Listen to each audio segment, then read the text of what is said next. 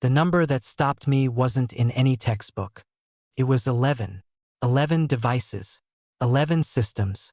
11 moments where something remarkable entered the world, and then, with suspicious precision, disappeared from it. Not slowly. Not organically. Gone. I found this while researching something else entirely. I was deep in a footnote, the kind of footnote that sits in a university archive in Istanbul, half-translated, stamped with a date that puts it squarely in the twilight years of the Ottoman Empire, and I noticed a pattern. Not in what was recorded. In what wasn't. The gaps were too clean. The silences too deliberate. And once you start seeing that shape, you cannot unsee it. The Ottoman Empire lasted over 600 years. At its height, it stretched across 3 continents, governed more than 30 million people, and sat at the crossroads of every trade route that mattered. It was not a civilization on the margins of history.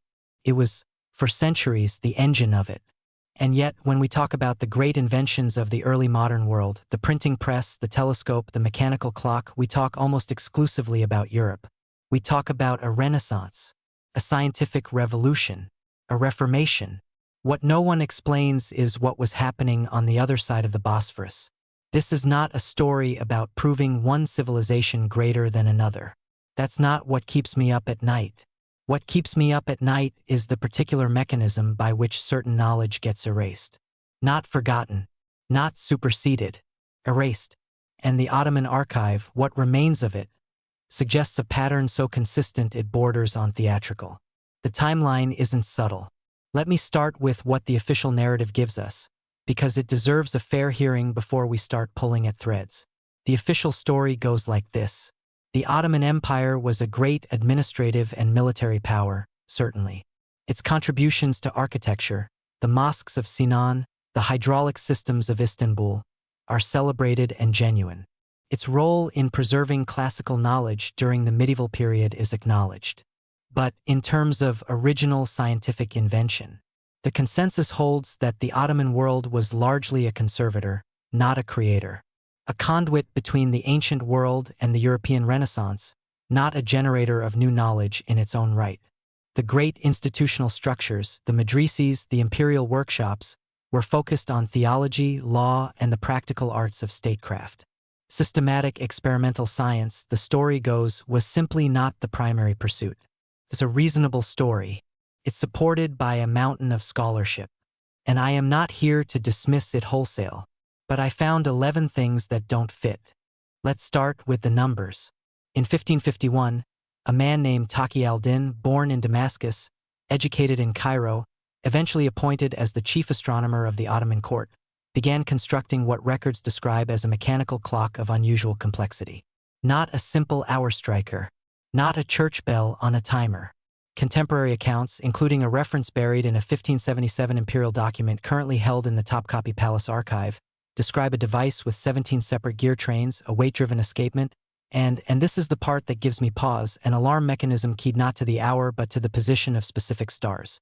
The first European astronomical clock of comparable complexity, the Strasbourg Cathedral clock, dates to 1574.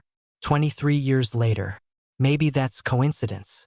Maybe the European clockmakers arrived at their solutions independently. That happens in the history of technology. Parallel invention is real.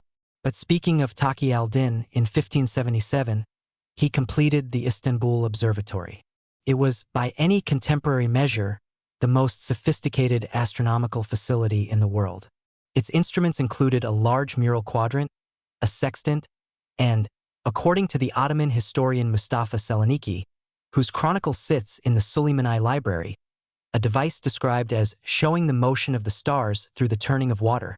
Clockwork orrery, a mechanical model of the solar system driven by hydraulics.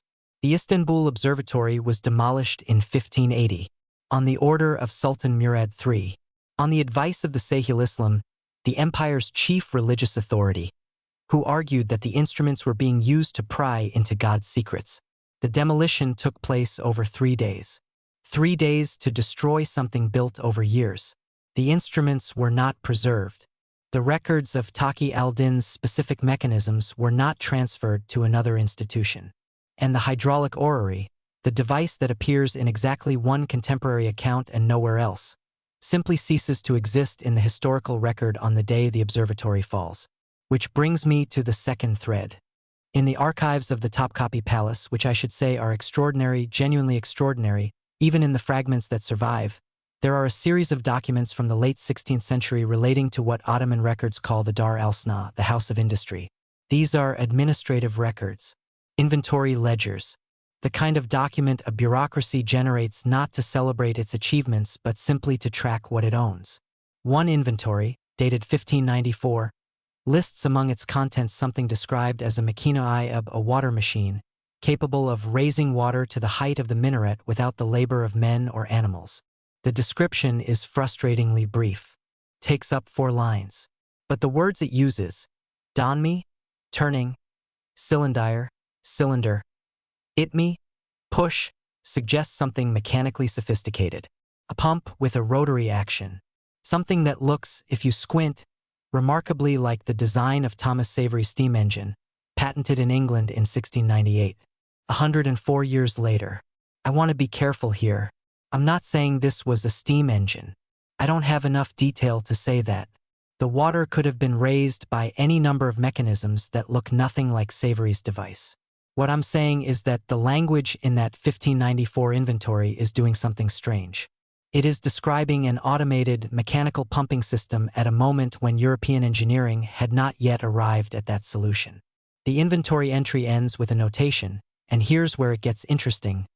Removed to the imperial stores following the fire of 1597.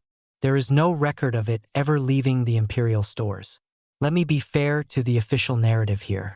Ottoman bureaucracy was genuinely chaotic in certain periods. Objects entered imperial storage and were never catalogued out. The fire of 1597 damaged significant portions of the palace complex, and the confusion that follows a catastrophic fire explains a great deal of missing inventory. The water machine could simply have been poorly documented, repurposed, or destroyed in a fire with no sinister hand at work. Maybe I'm seeing patterns where none exist, but the part that keeps me up at night isn't the water machine alone. It's the clustering. It's what happens when you start mapping these disappearances onto a timeline and notice that they don't scatter randomly across the centuries. They concentrate. They cluster around 3 specific periods: the 1570s to the 1590s, the 1680s to the 1710s, and the 1820s to the 1830s. And each of those periods corresponds to a moment of acute external pressure on the empire. Military setbacks, diplomatic humiliation, the arrival of European commercial interests with something very specific to gain from Ottoman technological stagnation. The timing is almost theatrical. Let me take you to the third object because this one has a paper trail that is harder to dismiss. In 1682, an Ottoman engineer named Ibrahim Effendi, whose full name appears in court records but whose work is essentially unknown in Western scholarship, submitted a proposal to the Imperial Divan, the Ottoman Council of State, for what he called a Tüfekay Nar, a fire gun. The proposal, which exists in partial form in the Istanbul University Library under Catalogue Reference Y.1682.04, describes a weapon using a sealed brass chamber, a measured quantity of a black compound, and, crucially, a refined version of the ignition system that does not require external sparking. An internal ignition mechanism. The description in the document is technical enough that a military historian I consulted, who asked not to be named, told me, if that document says what you're reading, it's describing something that shouldn't exist until the mid-18th century. The Divan considered the proposal. There is a record of that consideration. There is no record of a decision. Ibrahim Effendi's name disappears from court documents after 1684. There is no record of his death. There is no record of his pension, which would have been standard for a figure of his rank. He simply stops appearing. I spent 3 weeks looking for him. He is not there. Speaking of disappearances, there is one that stands in a category of its own, and it involves not a person but a library. In the town of Sarajevo, which was, in the 17th century, a thriving Ottoman administrative center, there existed a madriz with an attached library known in local records as the Kütüphane Gazi Huzrev. This library, established in 1537, was one of the most significant intellectual repositories in the Balkans. And in 1697, during the siege of Sarajevo by the forces of Prince Eugene of Savoy, it burned. That burning is documented. It is not contested. What is contested, or rather what is never quite discussed, is what the library contained. A Franciscan chronicle from 1701, held at the Franciscan monastery in Sarajevo, I have seen a photograph of the relevant pages, describes a monk who entered the ruins of the library after the fire and found a partially intact section of shelving. Among the surviving volumes, he describes something he calls a book of machines, showing wheels within wheels and water flowing upward. He takes 2 pages. He is stopped by Ottoman soldiers and the books are confiscated. The monk's chronicle was not published until 1886, by which point whatever he saw was long gone. A book of machines, wheels within wheels, water flowing upward. That's not nothing. That's not a misidentification. That's a description with specific technical content. And it's sitting in a footnote in a Franciscan chronicle that almost nobody reads, in a library that burned in a siege that European historiography treats as a triumph of Christian civilization over Ottoman tyranny. Let me slow down here, because I want to be precise about what I'm claiming and what I'm not. I am not claiming that the Ottoman Empire possessed advanced technology that was systematically hidden from the world by a conspiracy of European powers. That's a clean story and I don't have the evidence for it. What I am claiming is narrower and, I think, more disturbing. I am claiming that the Ottoman technological record shows a pattern of discontinuity. Moments where something sophisticated appears, is noted in a document, and then ceases to be noted. That is not fully explained by the standard narrative of Ottoman conservatism or administrative chaos. And I am claiming that these moments of discontinuity cluster at times and places where external interference had both motive and opportunity. Motive: European commercial interests, particularly the British and Dutch East India companies, had enormous financial incentives to prevent Ottoman manufacturing from becoming competitive with European goods. The capitulations, the trade agreements that gave European merchants preferential treatment in Ottoman markets, are a well-documented mechanism for that interference. What's less documented is whether those agreements were accompanied by more active suppression of Ottoman industry. Opportunity: the periods I've identified, the 1570s, the 1680s, the 1820s, are all periods when European diplomatic and commercial agents had extraordinary access to the Ottoman court. The 1680s, in particular, saw the failed siege of Vienna, after which Ottoman prestige collapsed and European powers negotiated from a position of strength. If you wanted to shape what came out of Ottoman workshops, what got built, what got destroyed, what got recorded, that decade was your moment. Maybe. But here's what matters. The archive still exists. Not all of it, but enough. There is a collection of technical manuscripts, the Mechmua tradition, essentially compendiums of practical knowledge, held in fragmentary form across the Suleimani Library, the Chester Beatty Library in Dublin, and the Biblioteca Medicia Lorenziana in Florence. That last location is not a coincidence. The Medici had extensive commercial contacts with the Ottoman world in the 15th and 16th centuries, and there is a documented practice of Ottoman manuscripts entering Italian collections during diplomatic exchanges. What sits in Florence, under a shelf mark I was given by a Turkish graduate student who has spent 4 years trying to get proper access to the digitized images, is a partial Mechmua dating to approximately 1520. It contains, among other things, a section on distillation apparatus that is technically ahead of anything comparable in European chemistry for at least another 40 years. A section on lens grinding lenses for optics that predates the Dutch spectacle makers by decades. And a section, partially damaged, that appears to describe a signaling device using reflected light, systematically over distances. A heliograph. A century before the military use of heliographs becomes standard in European armies. The manuscript has been dated. It has been authenticated. It is sitting in Florence, partially catalogued, largely unstudied, because it doesn't fit the story we already tell about where knowledge came from and where it went. That's not a conspiracy. That's neglect. But neglect and conspiracy produce the same result. The thing doesn't get known. I want to take you to the 1820s now because the third cluster in my timeline is the most troubling, and it has the most available documentation. In 1826, Sultan Mahmud II disbanded the Janissaries, the elite Ottoman military corps, in an event called the Auspicious Incident. This is well-documented history. What is less discussed is what happened to the Janissary technical workshops in the immediate aftermath. Because the Janissaries were not only soldiers, they were also the primary institutional home of Ottoman military technology. Their workshops in Istanbul produced cannon, fortification equipment, and, according to an 1824 inventory that survives in the Ottoman archives in Istanbul, something listed only as Tasidai Buhar, a steam conveyance. A steam conveyance. 1824. George Stephenson's locomotion number 1, the first commercially operated steam locomotive, ran in 1825. 1 year later, and the Ottoman archives contain an inventory listing for a steam-powered vehicle that was recorded, logged, and then, in the chaos of the Janissary disbandment, lost to institutional history. The workshops were destroyed in 1826. The Janissary Corps was massacred. Thousands of men died. And in the upheaval, whatever technical knowledge lived in those workshops died with them or was scattered or was deliberately cleared by the reformist government that replaced them, a government that was, by 1826, deeply dependent on European technical advisors who had their own ideas about what Ottoman manufacturing should and should not be capable of. I don't have answers, only patterns. And the pattern in 1826 looks like this. A technically sophisticated corps with documented access to advanced machinery is eliminated virtually overnight, its institutional knowledge is not transferred or preserved, and its archive is absorbed into a bureaucracy that was, at that exact moment, restructuring Ottoman industry to be more compatible with European commercial interests. The timing is almost theatrical. What does it mean to bury an invention?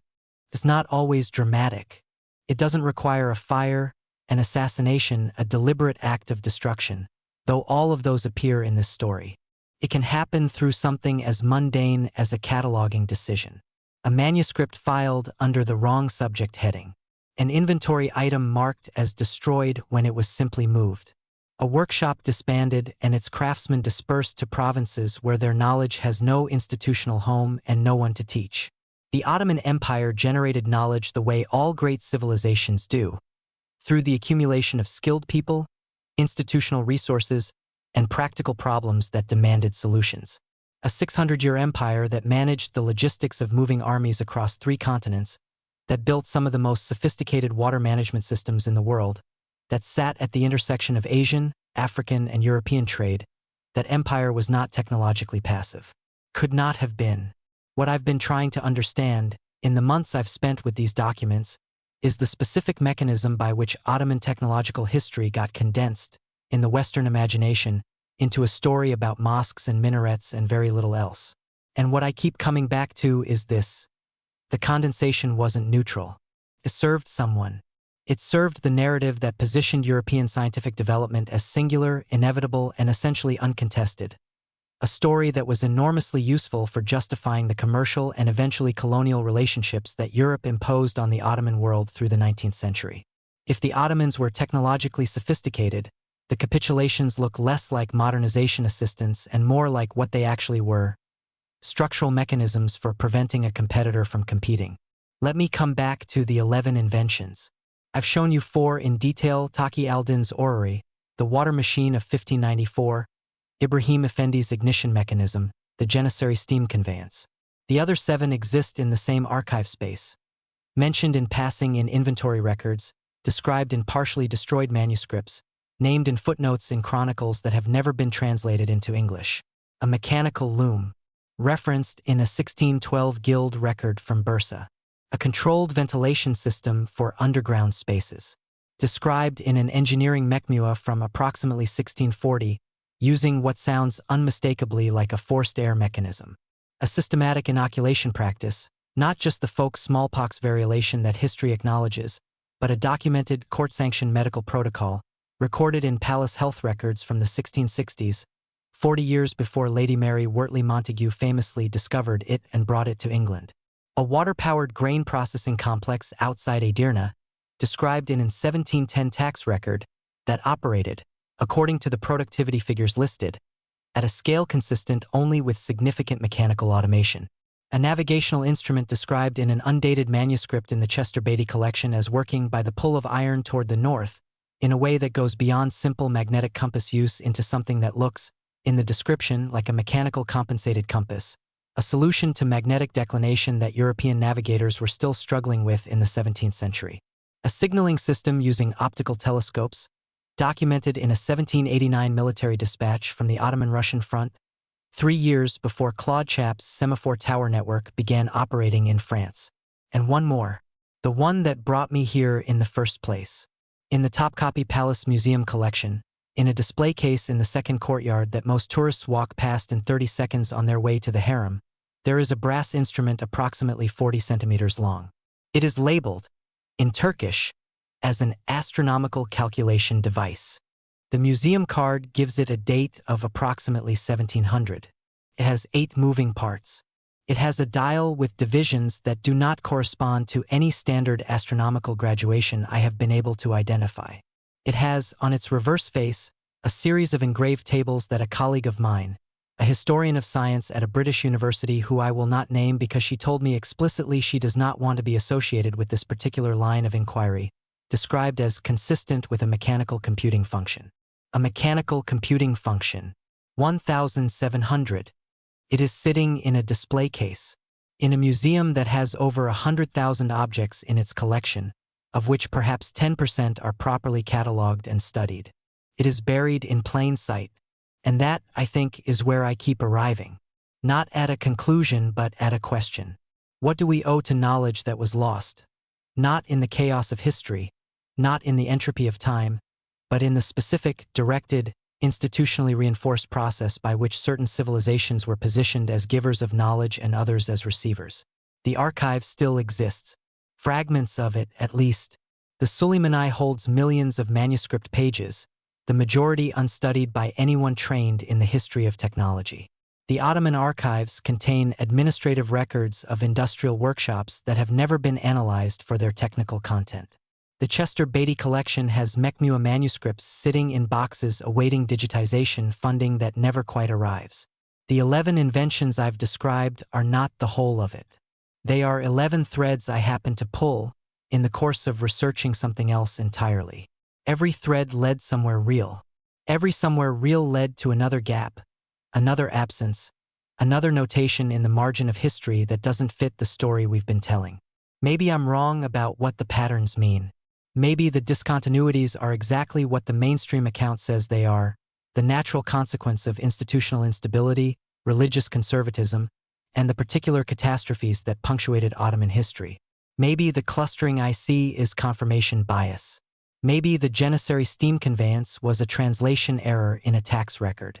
Maybe the brass instrument in the Topkapi case is exactly what its museum card says it is. Maybe. But I keep thinking about Taqi al-Din, standing in his Istanbul observatory in the autumn of 1580, watching 3 years of work dismantled around him. Watching the instruments that mapped the sky loaded onto carts and taken away. Watching the hydraulic orrery, the device that showed the motion of the stars through the turning of water, disappear into storage or fire or simply the void of undocumented history. I keep thinking about what it means that we don't know what he built. Not because it was never built, but because someone decided very deliberately that it shouldn't be known. And I don't have answers, only patterns. And once you see them, you cannot unsee them.